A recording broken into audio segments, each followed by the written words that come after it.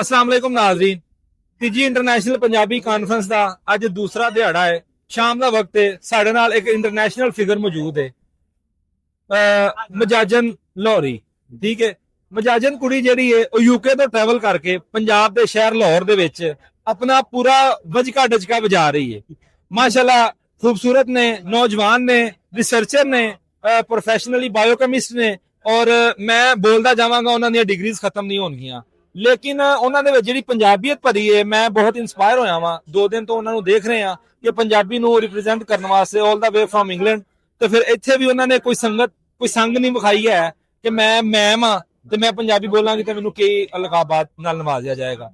Madam, ਇਹ ਕੀ mixture ਹੈ? ਦੇਖਣ ਤੋਂ ਤੁਸੀਂ ਅੰਗਰੇਜ਼ ਲੱਗਦੇ, ਬੋਲਦੇ ਤੁਸੀਂ ਪੰਜਾਬੀ। ਮੈਨੂੰ ਇੱਕ ਮੁੰਡੇ ਨੇ ਪੁੱਛਿਆ ਅੱਜ ਬੈਠਾ, ਕਹਿੰਦਾ ਤੁਸੀਂ ਬਾਹਰੋਂ ਆਏ ਹੋ? ਮੈਂ ਕਿਹਾ ਨਹੀਂ ਮੈਂ ਤਾਂ ਲਾਹੌਰੋਂ ਆਈ ਆ। ਕਹਿੰਦਾ ਪਰ ਤੁਸੀਂ ਅੰਗਰੇਜ਼ ਕਿਉਂ ਲੱਗਦੇ? ਮੈਂ ਕਿਹਾ ਮੇਰੇ ਘਰ 'ਚ ਸਾਰੇ ਹੀ ਲੱਗਦੇ ਨੇ, ਹੁਣ ਮੈਂ ਕੀ ਕਰਾਂ। ਮੇਰੀ ਨਾਨੀ ਨੂੰ ਕੋਈ ਵੇਖ ਲੈਂਦਾ ਨਾ ਤੇ ਉਹ ਤੇ ਬਲਕਿ ਉਹਨਾਂ ਨੂੰ ਕੰਪੇਅਰ ਕਰਦੀ ਸੀ ਮਲਕਾ ਵਿਕਟੋਰੀਆ ਤੇ ਸੇਮ ਉਹਨਾਂ ਦੀ ਸ਼ਕਲ। ਹੁਣ ਇਹ ਤੇ ਅੱਲਾ ਮੀਆਂ ਦੀ ਦਿੱਤੀ ਸ਼ਾਇਦ ਇਹਨਾਂ ਤੁਸੀਂ ਕੁਝ ਨਹੀਂ ਕਰ ਸਕਦੇ।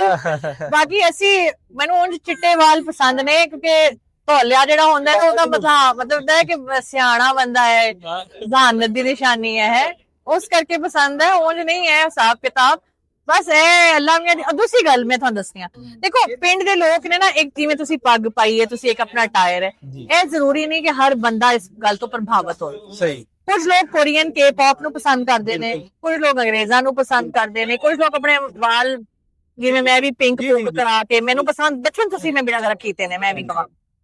ਸੋ ਤੁਸੀਂ ਕਿਹੋ ਜਿਹੇ ਵੀ ਲੱਗੋ ਜਾਂ ਦਿਸੋ, ਤੁਹਾਨੂੰ ਬੋਲਣੀ ਪੰਜਾਬੀ ਚਾਹੀਦੀ। ਤੁਸੀਂ ਇਹ ਵੇਖੋ ਕਿ ਅੰਗਰੇਜ਼ ਜਿਹੋ ਜਿਹਾ ਵੀ ਹੁੰਦਾ ਉਹਦੇ ਅੰਦਰ ਉਹ ਕਾਲਾ ਮੇਕਅਪ ਔਰ ਉਹ ਕਰਕੇ ਉਹ ਵੀ ਅੰਗਰੇਜ਼ੀ ਬੋਲ ਰਿਹਾ ਹੈ, ਜਿਹੜਾ ਸੂਟਡ ਬੂਟਡ ਹੈ ਉਹ ਵੀ ਹੈ। ਉਂਜੀ ਚਾਈਨਾ 'ਚ ਵੀ ਹਰ ਤਰ੍ਹਾਂ ਦਾ ਤੁਹਾਨੂੰ ਬੰਦਾ ਦਿਸੇਗਾ, ਨੀਲੇ ਵਾਲਾ ਵਾਲਾ ਵੀ ਤੇ ਬਹੁਤ ਸੋਫਿਸਟੀਕੇਟਡ। ਤੇ ਉਹ ਸ਼ੇਵਾ ਸਾਈਡ ਤੇ ਲੈਂਗੁਏਜ ਤੁਹਾਡੀ ਉਹੀ ਹੋਣੀ ਚਾਹੀਦੀ ਹੈ। ਤੇ ਮੈਨੂੰ ਇਹ ਫੀਲ ਹੋਇਆ ਕਿ ਜਿਹੜੇ 버ਗਰ ਬੱਚੇ ਨੇ, ਮੈਂ 버ਗਰ ਸੀ ਬਈ, ਮੈਂ ਮੰਨਣੀ ਆ। ਅਸੀਂ ਡਿਫੈਂਸ, ਸਾਡਾ ਪਿੰਡ ਡਿਫੈਂਸ ਸੀ, ਹੁਣ ਪਿੰਡ ਹੈ ਸਾਡਾ, ਪਰ ਅਸੀਂ ਉੱਥੇ ਹੀ ਪੜੇ ਵੱਡੇ ਹੋਏ ਅੰਗਰੇਜ਼ੀ ਮੀਡੀਅਮ। ਤੇ 버ਗਰ ਬੱਚਿਆਂ ਵਾਸਤੇ ਨੂੰ ਜੇ ਉਹਨਾਂ 버ਗਰਾਂ ਨੂੰ ਲੈ ਕੇ ਆਉਣ ਵਾਸਤੇ 버ਗਰ ਹੀ ਅੱਗੇ ਆਏਗਾ ਤੇ ਇਹ ਰਹੇਗਾ। ਸੋ ਇਹ ਗੱਲ ਹੈ ਕਿ ਜੇ ਮੈਂ ਵੀ ਉਹੋ ਜੀ ਬਣ ਜਾਵਾਂ ਫਿਰ ਉਹ ਰਿਲੇਟ ਨਹੀਂ ਕਰ ਪਾਣਗੇ। ਮੈਨੂੰ ਜਿੰਨੇ ਲੋਕ ਫੋਲੋ ਕਰਦੇ ਨੇ ਉਹ ਮੇਰੀ ਤਰ੍ਹਾਂ ਦੇ ਹੀ ਹੈ ਨੇ। ਮੈਡਮ, ਅਸੀਂ ਪੰਜਾਬੀ ਨੂੰ ਮਾਂ ਬੋਲੀ ਕਹਿੰਦੇ ਆ। ਜਦੋਂ ਮਾਂ ਦਾ ਲਫ਼ਜ਼ ਆ ਜਾਂਦਾ ਹੈ ਉੱਥੇ ਨਿਸਵਾਨੀਅਤ ਇੱਕ ਝਲਕਦੀ ਹੈ, ਯਾਨੀ ਕਿ ਔਰਤ ਹੋਣਾ ਉੱਥੇ ਲਾਜ਼ਮੀ ਹੈ। ਔਰਤ ਕਿਤੇ ਭੈਣ ਹੈ, ਕਿਤੇ ਮਾਂ ਹੈ, ਕਿਤੇ ਬੇਟੀ ਹੈ। ਉਹ ਇਹ ਸਾਰੇ ਰਿਸ਼ਤੇ ਨਿਭਾ ਰਹੀ ਹੈ, ਉਹਦੇ ਪੈਰਲਲ ਦੇ ਵਿੱਚ ਹੀ ਉਹ ਮਾਂ ਬੋਲੀ ਅਖਵਾ ਰਹੀ। ਸਾਡੀਆਂ ਜਿਹੜੀਆਂ ਕੈਮਰੇ ਦੇ ਪਿੱਛੇ ਬੈਠੀਆਂ ਔਰਤਾਂ ਨੇ ਜਿਹੜੀਆਂ ਕਿ ਇੱਥੇ ਫਿਜ਼ੀਕਲੀ ਨਹੀਂ ਆ ਸਕਦੀਆਂ, ਉਹਨਾਂ ਵਾਸਤੇ ਇੱਕ ਮੈਸੇਜ ਕਿ ਆਉਣ ਵਾਲੇ ਜਵਾਕਾਂ ਨੂੰ, ਆਉਣ ਵਾਲੇ ਬੱਚਿਆਂ ਨੂੰ, ਆਉਣ ਵਾਲੇ ਬਾਲਕਾਂ ਨੂੰ ਇਨਕਰੇਜ ਕਰਨ ਕਿ ਉਹ ਪੰਜਾਬੀ ਬੋਲਣ, ਨਾ ਕਿ ਡਿਸਕਰੇਜ ਕਰਨ ਕਿ ਉਹਨਾਂ ਦਾ ਜਿਹੜਾ ਕੌਨਫੀਡੈਂਸ ਹੈ ਉਹ ਲੂਜ਼ ਹੋਵੇ, ਉਹ ਆਪਣਾ ਜਿਹੜਾ ਉਹਨੂੰ ਝਿਜਕ ਨਾ ਸਮਝਣ, ਉਹਨੂੰ ਜਾਹਲੀਅਤ ਨਾ ਸਮਝਣ। ਉਹਦੇ ਬਾਰੇ ਤੁਹਾਡੇ ਮੂੰਹੋਂ ਜਿੰਨੇ ਵੀ ਅਲਫਾਜ਼ ਨਿਕਲਣਗੇ ਨਾ ਸਮਝ ਲਓ ਉਹ ਸਾਡੀਆਂ ਮਾਵਾਂ ਭੈਣਾਂ ਵਾਸਤੇ ਇੱਕ ਇਨਸਪੀਰੇਸ਼ਨ, ਇੱਕ ਨਸੀਹਤ ਹੋਏਗੀ। ਪਲੀਜ਼ ਉਹਦੇ ਤੇ ਚੰਦ ਸ਼ਬਦ ਸੀ। ਦੇਖੋ, ਪਤਾ ਨਹੀਂ ਤੁਸੀਂ ਮੇਰਾ ਪੈਨਲ ਸੁਣਿਆ ਹੈ ਕਿ ਨਹੀਂ, ਕੱਲ ਜੁਗਨੂ ਮੋਹਸਿਨ ਜੀ ਨੇ ਬਹੁਤ ਸੋਹਣੀਆਂ ਗੱਲਾਂ ਕੀਤੀਆਂ ਕਿ ਸਾਡੀਆਂ ਸਾਰੀਆਂ ਦੀਆਂ ਮਾਵਾਂ ਇੰਡਸ ਵੈਲੀ ਦੀਆਂ ਨੇ। ਕਿ ਉਹ ਸਾਡੇ ਭਾਵੇਂ ਬਾਹਰੋਂ ਆਪਣੀ ਜ਼ਨਾਨੀਆਂ ਨਹੀਂ ਲੈ ਕੇ ਆਏ, ਪਰ ਸਾਡੀ ਮਾਂ, ਜੇ ਤੁਸੀਂ ਜੈਨੇਟਿਕ ਸਟੱਡੀਜ਼ ਕਰਦੇ ਹੋ ਤੇ ਬੜਾ ਉਹਦਾ ਮਸਲ ਮਾਸ ਉਹਨਾਂ ਨੇ ਸਟੱਡੀ ਕੀਤਾ ਹੈ ਕਿ ਉਹਦੇ ਤੇ ਡੋਲੇ ਡੂਲੇ ਵੀ ਸੀ, ਬੀਜੀ ਵਾਹੀ ਕਰਦੀ ਸੀ, ਕੋਈ ਫਰਕ ਨਹੀਂ ਸੀ ਮਰਦ ਔਰਤ ਦੀ ਫਿਜ਼ੀਕਲ ਕੰਪੋਜੀਸ਼ਨ 'ਚ। ਤੇ ਉਹ ਮਾਂ ਹੈ ਸਾਡੀ ਕਿ ਜਿਹੜਾ ਬੱਚਾ ਵੀ ਜੰਮ ਲੈਂਦੀ, ਉਹਨੂੰ ਪਾਲ ਵੀ ਲੈਂਦੀ ਹੈ ਤੇ ਉਹਦੇ ਵਾਸਤੇ ਖਾਣ ਪੀਣ ਦਾ ਵੀ ਬੰਦੋਬਸਤ ਕਰ ਲੈਂਦੀ ਹੈ। ਤੁਸੀਂ ਜੇ ਅਸੀਂ ਜਾਨਵਰਾਂ ਤੋਂ ਸਿੱਖਦੇ ਵੀ ਹਾਂ, ਸਾਇੰਸ ਅਸੀਂ ਰਿਸਰਚ ਕਰਨੇ ਜਾਨਵਰਾਂ 'ਚ, ਕਿਉਂਕਿ ਬੰਦਾ ਫੜ ਕੇ ਤੇ ਨਹੀਂ ਨਾ ਮੈਂ ਰਿਸਰਚ ਕਰ ਸਕਦੀ। ਹੁਣ ਮੈਂ ਰਿਸਰਚ ਵਾਸਤੇ ਜਾਨਵਰ ਹੋਣਾ ਲਾਜ਼ਮੀ। ਹਾਂ, ਫਿਲਹਾਲ ਉਹਦੇ ਤੇ ਵੀ ਬੜਾ ਕੰਟਰੋਵਰਸ਼ਲ ਹੈ, ਬਟ ਐਨੀਵੇਜ਼ ਮੇਰਾ ਕਹਿਣ ਦਾ ਮਕਸਦ ਹੈ ਕਿ ਜੇ ਅਸੀਂ ਕੋਈ ਕੈਂਸਰ ਦੀ ਵੈਕਸੀਨ ਕੱਢ ਰਹੇ ਹਾਂ, ਕੁਝ ਕਰੇ, ਅਸੀਂ ਜਾਨਵਰਾਂ ਤੋਂ ਦੇਖਨੇ ਨਾ। ਉਹ ਜਾਨਵਰ ਨਹੀਂ ਕਿ ਕੋਈ ਵੀ ਜਾਨਵਰ, ਉਹ ਜਾਨਵਰ ਜਿੱਦਾਂ ਰਿਲੇਟ ਇਨਸਾਨ ਜਿਹੜਾ ਜੈਨੇਟਿਕ ਜਿਹਦੀ ਜੀਨਿਆਤੀ ਮਾਦਾ ਸਾਡੇ ਨਾਲ ਰਲਦਾ ਮਿਲਦਾ, ਮਤਲਬ ਜਿਹੜਾ ਉਹ ਸਾਡਾ ਵਰਗਾ ਕੋਈ ਅਸਰ ਵਿਖਾਵੇਗਾ ਨਾ। ਤੇ ਉਹ ਮੈਂ ਗੱਲ ਇਹ ਕਹਿਣਾ ਚਾਹ ਰਹੀ ਹਾਂ ਕਿ ਹੁਣ ਅਸੀਂ ਉਸ ਇੰਡਸ ਵੈਲੀ ਵਾਲੀ ਜਿੱਥੇ ਇੱਕ ਡਾਂਸਿੰਗ ਗਰਲ ਦੇ ਮੁਜੱਸਮੇ ਨਿਕਲੇ ਨੇ, ਮਤਲਬ ਆਈ ਥਿੰਕ ਉਹ ਮਰਦ ਬੜੇ ਹੋਰ ਤਰ੍ਹਾਂ ਦੇ ਹੁੰਦੇ ਸੀ। ਉਹ ਮੈਂ ਕਹਿੰਦੀ ਆ ਕਿ ਜਿਹੜਾ ਪੰਜਾਬੀ ਮਰਦ ਹੈ ਨਾ, ਉਹ ਨਜ਼ਰ ਉਹਨੂੰ ਇਹ ਜਿਹੜੀ ਨਾ ਕੁਰਾਨ ਦੀ ਆਇਤ ਹੈ ਕਿ ਜੀ ਮੂਮਿਨ ਦੀ ਨਿਗਾਹ ਨੀਚੀ ਰੱਖਦਾ ਹੈ, ਉਹਨੂੰ ਪਹਿਲਾਂ ਹੀ ਪਤਾ ਸੀ ਇਹ ਗੱਲ, ਉਹ ਨਹੀਂ ਵੇਖਦਾ ਹੀ ਨਹੀਂ। ਸਹੀ ਬੜੀ ਵੱਡੀ ਗੱਲ ਕਰਦਾ। ਸੋ ਉਹ ਇੰਜ ਦਾ ਸੀ ਪਹਿਲੇ, ਲੇਕਿਨ ਜਦੋਂ ਬਾਹਰੋਂ ਲੋਕ ਆਏ, ਆਪਣਾ ਕਲਚਰ, ਆਪਣੀ ਸੋਚ ਲੈ ਕੇ ਆਏ ਤੇ ਹੁਣ ਮਾਸ਼ਰਾ ਮਿਕਸ ਮਿਠਾਈ ਬਣ ਗਿਆ। ਆਨਰ ਕਿਲਿੰਗ ਦੀ ਵੀ ਗੱਲ ਕੀਤੀ ਇੱਕ ਕੁੜੀ ਨੇ, ਉਹ ਜਾਇਜ਼ ਗੱਲ ਹੈ, ਬਜਾ ਗੱਲ ਹੈ। ਉਸ ਵੇਲੇ ਮੈਂ ਗੱਲ ਵਕਫਾ ਘੱਟ ਸੀ, ਦੇਖੋ ਆਨਰ ਕਿਲਿੰਗ ਦੀ ਵੀ ਸਟੈਟਿਸਟਿਕਸ ਤੁਸੀਂ ਕੱਢ ਕੇ ਵੇਖੋ, ਤੁਸੀਂ ਵੇਖੋਗੇ ਕਿ ਕਿਹੜੀ ਨਸਲਾਂ ਕਰਦੀਆਂ ਨੇ, ਸਹੀ ਕਿਹੜੀ ਨਸਲਾਂ 'ਚ ਇਹਦਾ ਵਾਸਤੇ ਲਫ਼ਜ਼ ਹੈ ਕਾਰੋਕਾਰੀ। ਸਾਡੀ ਪੰਜਾਬੀ 'ਚ ਕੋਈ ਲਫ਼ਜ਼ ਹੈ ਆਨਰ ਕਿਲਿੰਗ ਵਾਸਤੇ? नहीं है ना। नहीं बिल्कुल गैरत के नाम पे कत्ल उर्दू वाला लफ्ज, ਇਹਦਾ ਮਤਲਬ ਹੈ ਕਿ ਸਾਡੀ ਰਹਿਤਲ ਵਸੇਬ ਦਾ ਸੁੱਚਾ ਹਿੱਸਾ ਨਹੀਂ ਹੈ वो ਬਾਹਰੋਂ ਜੇ ਆਈ ਹੈ ਤੇ ਅਸੀਂ ਕਿਉਂ ਲਈ ਹੈ?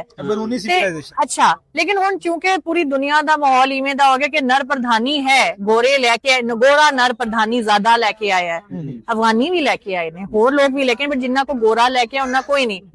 ਉਹਦੇ ਅੰਦਰ ਇੱਕ ਸਟਰੋਂਗ ਪਿਓ ਤੁਹਾਡਾ, ਜਿਵੇਂ ਮੇਰਾ ਹੈ, ਮੇਰਾ ਪਿਓ ਨੂੰ ਪੰਜਾਬੀ ਆਂਦੀ ਨਹੀਂ ਹੈ, ਉਰਦੂ ਸਪੀਕਿੰਗ ਹੈ, ਪਰ ਉਹ ਇੰਨਾ ਮਾਣ ਮਹਿਸੂਸ ਕਰਦਾ ਹੈ ਕਿ ਮੈਂ ਲੋਕਾਂ ਨੂੰ ਉਹਨਾਂ ਦੀ ਜੜ੍ਹਾਂ ਦੇ ਨਾਲ ਜੋੜਨੀ ਹੈ। ਉਹ ਵੀ ਕਹਿ ਸਕਦਾ ਕਿ ਤੂੰ ਤੇ ਮੈਂ ਤੇ ਉਰਦੂ ਬੋਲਣਾ, ਮੈਨੂੰ ਤੇ ਸਮਝ ਵੀ ਨਹੀਂ ਲੱਗਦੀ।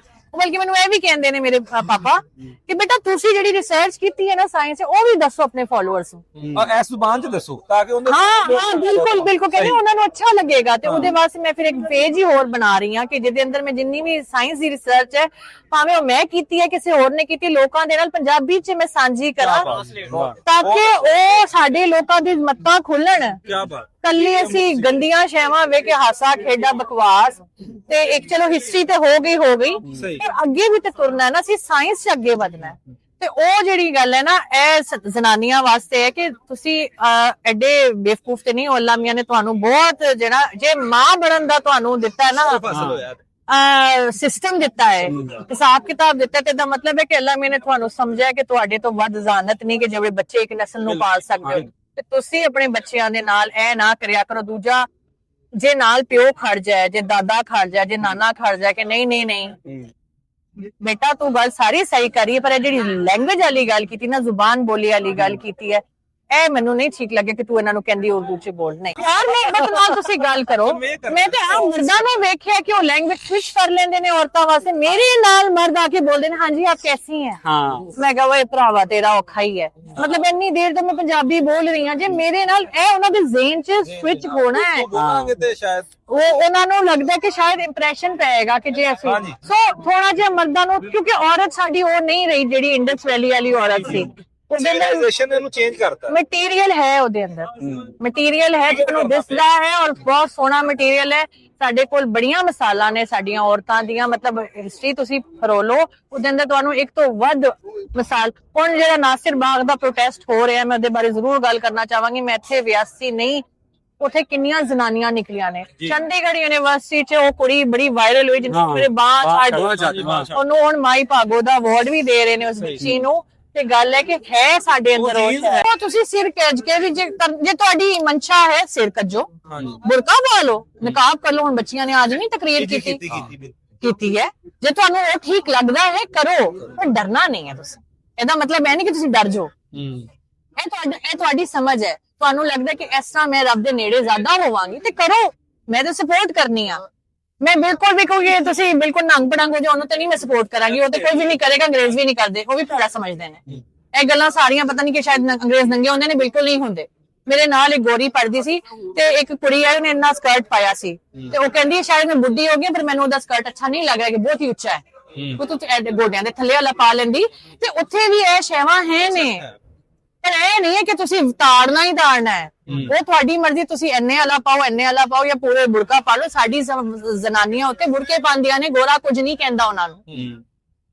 ਉਹ ਵੀ ਤਾਂ ਕਹਿੰਦੇ ਨੇ ਕਿੱਥੋਂ ਆ ਗਈਆਂ ਨੇ ਜਾਂ ਚੁੰਨੀ। ਜਦੋਂ ਮੈਂ ਕੋਈ ਆਪਣਾ ਕਲਚਰਲ ਕੱਪੜੇ ਪਾਉਂਦੀ ਹਾਂ ਤਾਂ ਉਹ ਐਪਰੀਸ਼ੀਏਟ ਕਰਦੇ ਨੇ, ਉਹ ਅੱਛਾ ਪੁੱਛਦੇ ਨੇ, ਅੱਛਾ ਕਿੱਥੋਂ ਦੇ ਹੋ ਤੁਸੀਂ, ਖੁਸ਼ ਹੁੰਦੇ ਨੇ। ਜਿਹੜੀ ਆਮ ਲੋਕ ਨੇ ਨਾ ਉਹਨਾਂ ਦੇ, ਉਹ ਵੀ ਸਾਡੇ ਵਰਗੇ ਨੇ। ਉਹਨਾਂ ਦੇ ਨਾਲ ਵੀ ਜ਼ੁਲਮ ਹੋਇਆ ਸੀ ਜਦੋਂ ਈਸਟ ਇੰਡੀਆ ਕੰਪਨੀ ਇੱਥੇ ਆਈ ਸੀ, ਉਹਨਾਂ ਤੇ ਟੈਕਸ ਲਾ ਕੇ ਆਈ ਸੀ। ਸਹੀ, ਉਹਨਾਂ ਦੇ ਨਾਲ ਹੋਈ ਸੀ ਬੜੀ ਭੈੜੀ। ਸੋ ਆਮ ਲੋਕ ਪੂਰੀ ਦੁਨੀਆ ਦੇ ਇੱਕੋ ਜਿਹੇ ਨੇ। ਜਿਹੜਾ ਹਾਕਿਮ ਤਾਬਿਰ ਤਬਕਾ ਨਾ, ਇਹਦੇ ਨਾਲ ਅਸੀਂ ਮੱਥਾ ਮਾਰਨਾ। ਇਲੀਟ, ਉਹ ਜੈਫ ਬੇਜ਼ੋਸ, ਇਲਨ ਮਸਕ ਹੋ ਗਏ, ਇਹ ਲੋਕ ਨੇ ਸਾਡੇ ਅਸਲ ਬੈਰੀ। ਆਮ ਲੋਕ ਕਿਸੇ ਵੀ ਧਰਮ ਦੇ ਹੋਣ, ਕਿਸੇ ਵੀ ਥਾਂ ਦੇ ਹੋਣ, ਉਹ ਵਿਚਾਰੇ ਮਿਸਕੀਨ ਹੀ ਨੇ। ਉਹ ਪੰਜਾਬੀ ਸਾਡੇ ਦਿਲ ਬਹੁਤ ਵੱਡੇ ਨੇ।